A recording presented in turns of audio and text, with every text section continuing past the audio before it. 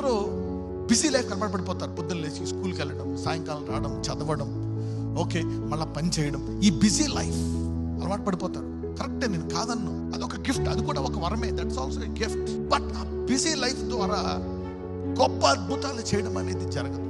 గుర్తుపెట్టుకోండి, వరాలు మరి ప్రత్యేకంగా అద్భుత వరాలు, గిఫ్ట్స్ ఆఫ్ స్పిరిట్, వరాల విషయమై నీ జీవితంలో మహిమ నుంచి అధిక మహిమకి వెళ్ళాలనుకోండి, దేవుడు నిన్ను ఎడారికి తీసుకెళ్తాడు.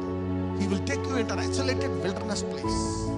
పౌల్ని దేవుడు తీసుకెళ్ళిపోయాడు 3 సంవత్సరాలు ఎక్కడో ఒక చోట పెట్టి, అక్కడ అతన్ని ధ్యానించి తీసుకొచ్చాడు అనమాట. He was just idle, doing nothing. ఒక స్కాలర్ అతను, బిజీ లైఫ్. సో అందుకనే బ్యాలెన్స్ చేసుకోండి. ఒకసారి ఈ వరల్డ్లో ఉండడము, ఒక్కొక్కసారి ఆయన సేవలో సంపూర్ణముగా వెళ్ళాలి అని నీకేమన్నా గమ్యం ఉంటే నువ్వు ప్రార్థించు. అందుకే you need to balance. Morning and evening, weekends వచ్చినప్పుడు, హాలిడేస్ వచ్చినప్పుడు బ్యాలెన్స్ చేసుకో. ఆ టైంని వృధా చేసుకోకూడదు. Then God will start downloading things.